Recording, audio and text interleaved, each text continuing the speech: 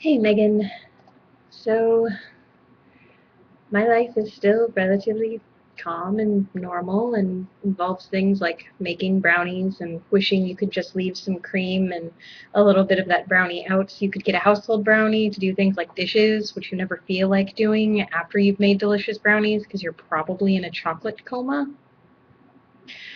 But on the whole, I think I'm okay with not having random fae trying to kill me when I'm going for a walk on the fitness trail, and instead just sort of waving to the bright red orange deer that bound away from you when you're trying to take the garbage out. Yeah, deer like the orange color of tiger stripes, and I vaguely remember some biology thing about orange and green being the same when predators are looking for prey, so it's a common camouflage, but to humans it's just like deer. Moving onward to story ideas.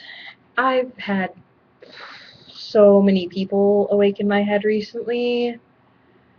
I have 4 to 6 groups of people alternately asking for my attention, which means I'm going between the Brothers Grimm-esque kind of dark fairy tale vibe with certain people and wondering if the triplets would actually get involved in all of this mess and how I'm going to get the bad guys to work together, and that I should probably stay in third person even though I'm going to limited, switching between that and trying to figure out which of my 3 jacks are actually running the pirate ship and how much flippancy I can get away with in a single novel, which has been fun.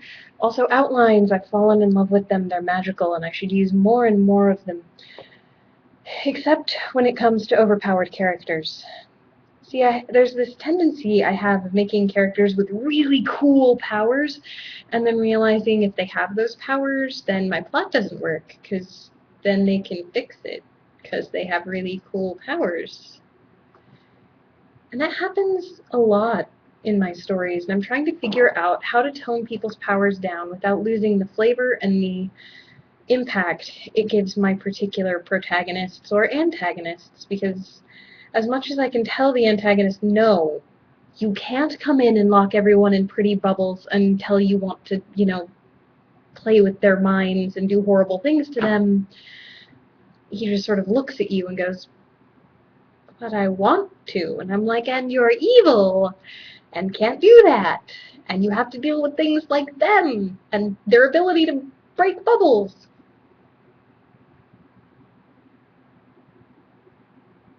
Do your antagonists ever do that? Because my villains just have this I want to win vibe. Or maybe that's talking to Amy. And I need an antagonist for my pirate story. Like, I had the concept of course, the law version of a navy going through, but I don't want to pull strictly from like an English tradition, so I'm working on altering him.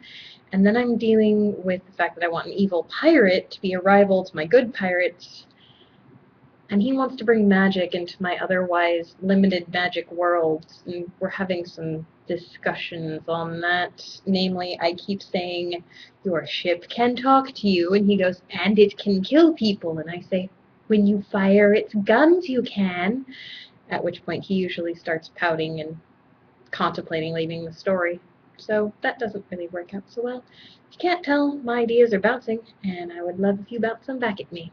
Let me know how your necromancer med student's doing.